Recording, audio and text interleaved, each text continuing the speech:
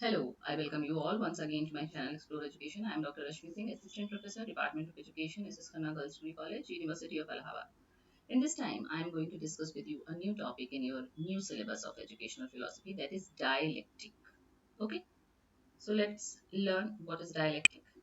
Dialectic का शब्द आपने सुना होगा, डायलेक्टिक शब्द आपने सुना होगा जब आप आइडियलिज्म पढ़ते हैं, जब हम लोग सॉक्रेट्स के बारे में पढ़ते हैं, प्लेटो के बारे में पढ़ते हैं, तो हम लोग डायलेक्टिक मेथड पढ़ते हैं उनका, मतलब उनके मेथड को ही डायलेक्टिक कहा गया है कई जगह। तो the term dialectic is derived from Greek terms dia and logos which means dialogue और a conversation between two persons. तो इसका मतलब हुआ कि दो लोगों के बीच का संवाद को अगर इसकी उत्पत्ति देखें तो इसका अर्थ ये है। Dialectics can be traced back to pre Socratic philosophy, यानी सुकरात से भी पहले के दर्शन से डायलेक्टिक्स के आपको ट्रेसेस मिलते हैं, and has been used by different philosophers in different eras of philosophy with different meanings. और इसको बहुत सारे फिलोसफर्स ने, विभिन्न दार्शनिकों ने दर्शन के विभिन्न युगों में विभिन्न अर्थों के साथ प्रयोग किया है। As a result, the term dialectics does not have a single meaning or connotation. इसीलिए आप dialectics का एक single अर्थ या मीनिंग नहीं बता सकते। This is the first important thing that should be taken note of as to the understanding of dialectical method. देखिए, dialectic पूछे, डायलेक्टिक्स पूछे, डायलेक्टिकल मेथड पूछे, सब एक ही बात है। डायलेक्टिकल रीजनिंग भी कहीं कहीं आपको मिलेगा। तो इसके चूंकि विभिन्न अर्थ है, इसलिए इसका एक अर्थ आपको नहीं मिलेगा। Dialectic in classical philosophy is denoted as a form of discussion that takes place between two entities. दो entity के बीच होने वाले discussion को dialectic कहा गया है. It is the logical reasoning and a form of a method through which the introduction of proposition and counter proposition is practiced, while the main aim of the debate remains the same. ये एक प्रकार का तार्किक logical reasoning है ना, और एक प्रकार का तरीका है जिसे क्या कहते हैं कि एक किसी ने कोई सेंटेंस बोला, उसका काउंटर कर रहा है कोई सेंटेंस दूसरा बोल के, इस तरीके का चलता है कि हम कुछ बोलेंगे आप कुछ बोलेंगे, इस तरह से ये क्वेश्चनिंग के फॉर्म में, रीजनिंग के फॉर्म में आगे बढ़ता है। और हमारा main M of the debate remains same, और डिबेट का मेन एम क्या है कि हम सत्य तक पहुंच जाएं, that is reaching an objective truth through this course. क्या इसका एम है कि हमको एक ट्रूथ तक पहुंचना है जो objective. Much of the prestige and role is deserved by the classical philosophers Socrates and Plato in the evolution of the dialectic method. बहुत सारा श्रेय सुकरात और प्लेटो को ही जाता है डायलेक्टिक मेथड के उद्भव में। तो इसकी डेफिनेशन और की कैरेक्टरिस्टिक देख लीजिए, कई जगह आपको डायलेक्टिकल रीजनिंग के रूप में मिलेगा कि dialectic reasoning is a process of critical thinking या लॉजिकल रीजनिंग, इसका तरीका यही है। इसमें क्या होता है कि systematic examination of a subject through the exchange of arguments and counter arguments, है ना। प्रोपोजिशन एंड काउंटर प्रोपोजिशन, मतलब मैं कोई स्टेटमेंट बोलूंगी, आप उसको काटने के लिए दूसरा आर्ग्यूमेंट देंगे, इस तरह से चलता है। It is characterize by following key features. कौन से इसके मुख्य गुण है कि a willingness to question assumptions and challenge prevailing views. सबसे पहले तो ये होना चाहिए कि जो प्रीवेलिंग व्यू है, जो चल रहा है, उसको आप एजम्पशन को क्वेश्चन करने की आप में क्षमता और इच्छा होनी चाहिए कि नहीं ये इसमें कुछ गलत है, ये गलत है, ये ऐसे नहीं होना चाहिए। A commitment to logical and systematic inquiry, आपके अंदर ये भी कमिटमेंट होना चाहिए कि आप लॉजिकली चलेंगे, सिस्टमैटिक खोज करेंगे। And openness to alternative perspectives and counter arguments, ये बहुत बड़ी बात है जो कि हम लोगों के अंदर नहीं होता है कि कोई हमारे आर्ग्यूमेंट को काटेगा तो हम उसको बिल्कुल भी सुनने की मंशा में नहीं रहते, जबकि ये हो सकता है कि उसका पर्सपेक्टिव भी सही हो। तो हमको ये खुलापन लेकर चलना चाहिए कि हम दूसरे पर्सपेक्टिव को भी ध्यान देंगे। A focus on the process of reasoning rather than the conclusion, यहाँ पे रीजनिंग की प्रोसेस पे बल है, ना कि निष्कर्ष पे। तो dialectic reasoning is often associated with Socratic method. इतने दिन में आप समझ गए कि बार बार इसको सुकरात से जोड़ा जा रहा है, तो सुकरात के मेथड को ही डायलेक्टिकल मेथड कहा गया है, which involves a dialogue between two or more individuals with differing perspectives on a subject, यानी एक विषय पर लोग विभिन्न मत रखते हैं, उनके बीच का संवाद है। And the goal of dialectic reasoning is not to win an argument, और इसका गोल ये नहीं है कि हम कोई आर्ग्यूमेंट को जीतना है, but to arrive at a deeper understanding of the subject through the exchange of ideas, बल्कि हमको विषय के गहरे अर्थ तक पहुंचना है एक्सचेंज ऑफ आइडियाज के द्वारा, आइडियाज के एक्सचेंज के द्वारा। इसका क्रिटिकल थिंकिंग से क्या रिलेशनशिप है, is closely related to critical thinking. Critical thinking से ये बहुत मिलता जुलता है, एज इट इन्वॉल्व्स, ये हो गया क्रिटिकल थिंकिंग के कौन कौन से कंपोनेंट हैं इनके। By engaging in dialectical reasoning individuals can develop, मतलब आप अपनी क्रिटिकल थिंकिंग स्किल्स डेवलप कर सकते हैं डायलेक्टिक के द्वारा। कैसे?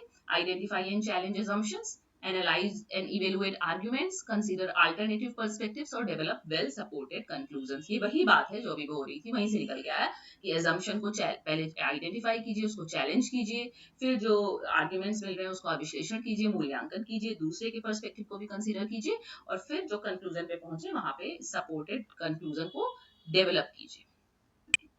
फिर डायलेक्टिकल रीजनिंग की प्रोसेस क्या होती है, ये वो फ्लो चार्ट है जिसके द्वारा आप डायलेक्टिकल रीजनिंग को समझ सकते हैं। सबसे पहले स्टार्ट विद क्वेश्चन और टॉपिक, प्रश्न से शुरू होगा। गैदर इन्फॉर्मेशन एंड एविडेंस, उस प्रश्न के संदर्भ में आप सूचना और साक्ष्य इकट्ठा कीजिए। फिर एक आर्ग्यूमेंट या क्लेम बनाइए। फिर उसके काउंटर आर्ग्यूमेंट्स जो हो रहे हैं उनको एंटीसिपेट कीजिए, मतलब पहले से मान के चलिए कि अच्छा लोग ये कह सकते हैं, ये कह सकते हैं, उसको एंटीसिपेट करना है। फिर हमको उसके काउंटर आर्ग्यूमेंट्स के लिए भी तैयार होना है, एंड रिफाइन और रिफ्यूज आर्ग्यूमेंट, और बाद में कंक्लूड और मेक अ डिसीजन, और लास्ट में आप एक डिसीजन पर पहुंच जाएंगे। अब जो बार बार बात हो रही है कि सुकरात, प्लेटो, इन लोगों ने बहुत काम किया डायलेक्टिक पे, तो क्या किया इन्होंने काम? सुकरात का सबसे ज्यादा नाम है। Through this Socratic dialectic method we know that this form of dialogue is a bit different from normal discussion, थोड़ा सा ये normal discussion से अलग है। His method is also known as a method of elenchus या refutation, आपको ये नाम मिलेगा आप लिटरेचर सर्च करेंगे तो। elenchus इनके मेथड को कहा गया है, which means that during the discussion there is no counter argument for the opposite view, instead just a series of questions, and answering these questions can sometimes help us reflect regarding the false belief and argument that the group or the individual is proposing, if they deviate as well as start contradicting themselves। मतलब series of questions design to expose contradiction, समझ में आई बात? मतलब वो कह रहे हैं कि एक प्रश्न पूछा तो हम काउंटर आर्ग्यूमेंट नहीं करेंगे, बल्कि हम दूसरा प्रश्न ऐसा पूछेंगे और करते करते ऐसी स्थिति में आएगी कि जो सामने वाला है उसको खुद ही लगने लगेगा कि अरे हमने जो कहा था वो गलत है। मतलब सीरीज ऑफ क्वेश्चंस का एक क्रम है जो इस तरह से बनाए गए हैं कि जो कंट्राडिक्शन है, जो विरोधाभास है, जो इनकंसिस्टेंसी है, वो एक्सपोज हो जाए, है ना? Socrates' dialectic method is about searching the truth and reaching the true knowledge with a series of discussions and questions being asked on that discussion। यानी किसी भी मुद्दे पे जो डिस्कशन चल रहा है उसमें डिफरेंट क्वेश्चंस पूछते पूछते हमको सर्च करना है ट्रूथ को, और हमको सत्य मतलब सत्य ज्ञान की तरफ पहुंचना है। Which aids in clarifying the definition and discussion, thus it is about reaching truth with short direct answers to questions। यानी कि इसका मतलब क्या है कि हमको सत्य तक पहुंचना है, कैसे? छोटे सीधे प्रश्न पूछ के, डायरेक्ट आंसर्स टू क्वेश्चंस, उन क्वेश्चंस के आंसर देते देते हम पहुंचेंगे वहां जो कि सही है, जो कि सत्य है, जो कि ऑब्जेक्टिव ट्रूथ है, और काउंटर आर्ग्यूमेंट यहाँ पर नहीं करते हैं। Socratic method, also known as method of Elenchus, Elenctic method or Socratic debate is a form of cooperative argumentative dialogue। देखिए, argumentative, यहाँ पे हम काउंटर आर्ग्यूमेंट नहीं कर रहे हैं, कोऑपरेट कर रहे हैं between individuals based on asking and answering questions to stimulate, और क्या कर रहे हैं? क्रिटिकल थिंकिंग को स्टिमुलेट कर रहे हैं, आइडियाज निकल के आ रहे हैं।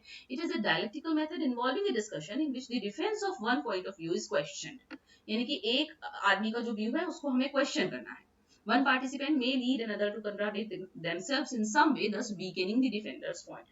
तो ऐसा करने से क्या होगा कि जो डिफेंड कर रहा है उसका पॉइंट कमजोर हो जाएगा, लेकिन हम उसको काउंटर आर्ग्यूमेंट नहीं करेंगे। हमको जीत हार की यहाँ अपेक्षा नहीं है, हमको ये अपेक्षा है कि जो गलत बोल रहा है वो खुद ही धीरे धीरे समझ जाए हमारे पूछे गए प्रश्नों के उत्तर के आधार पर कि वो गलत है, डिबेट, और हमको सही गलत चीजें हट जाए और सही चीज सामने आ जाए। The basic form is a series of questions, मतलब समझिए इसको, सीरीज ऑफ क्वेश्चंस, बहुत सारे आप प्रश्न पूछेंगे, formulated as tests of logic, in fact intended to help a person or group discover their beliefs about some topic। और हमारा लक्ष्य ही यही है कि जिसका जो काउंटर आर्ग्यूमेंट कर रहा है वो भी सत्य तक पहुंच जाए, उसका जो बिलीफ है सिस्टम वो सही हो जाए। यहाँ से हम डेफिनेशन एक्सप्लोर कर सकते हैं, जनरल कैरेक्टरिस्टिक को कैरेक्टराइज, जनरल कैरेक्टरिस्टिक को ढूंढ सकते हैं, और shared by various particular instances. तो ये रहा सुकरात का डायलेक्टिक मेथड, बहुत बहुत बहुत पॉपुलर है दर्शन में। प्लेटो ने भी डायलेक्टिक मेथड पे काम किया है, आपको पता ही है कि सुकरात के शिष्य प्लेटो थे, प्लेटो के अरस्तु थे। तो Plato first used the term for the art of discussion in which participants try to arrive at truth by exchanging logical arguments. हमारे आपके बीच में लॉजिकल आर्गुमेंट्स होगा और हम लोग सत्य तक पहुंचेंगे। इनका जो बहुत महत्वपूर्ण काम है वो रिपब्लिक है, उसमें एक डिस्कशन मेथड का एक वंडरफुल डेमोन्स्ट्रेशन मिलता है इसी डायलेक्टिक मेथड का। Aristotle considered dialectics as a method of examining the commonly held beliefs by people. इन्होंने डायलेक्टिक को इस तरह से यूज किया ताकि लोग जो विश्वास रखते हैं उसकी जांच की जा सके कि क्या विश्वास उनके मन में है। He develop dialectic method as an art of discussion. उन्होंने डायलेक्टिक मेथड को डिस्कशन की कला के रूप में विकसित किया, through which participants try to arrive at truth, जिससे जो पार्टिसिपेंट्स है वो सत्य तक पहुंच सके, by exchange of logical arguments को एक्सचेंज करते हुए। Plato had popularized this method by making extensive use of this method in his works. और अपने काम में उसने इस काम मेथड को बहुत यूज किया और इसको पॉपुलराइज किया। While Socrates used dialectic in a more conversational and less structured way, Plato developed it into a more systematic and rigorous method for philosophical inquiry। मतलब सुकरात ने इसको कन्वर्सेशनल तरीके से कम संरचित अवस्था में यूज किया, जबकि प्लेटो ने इसको ज्यादा सिस्टमैटिक और रिगरस मेथड की तरह यूज किया फिलोसॉफिकल इंक्वायरी के लिए। Plato used it to construct a theory of knowledge based on the forms. ठीक है। अच्छा उसके बाद आधुनिक दार्शनिकों ने भी बहुत इस पर काम किया है।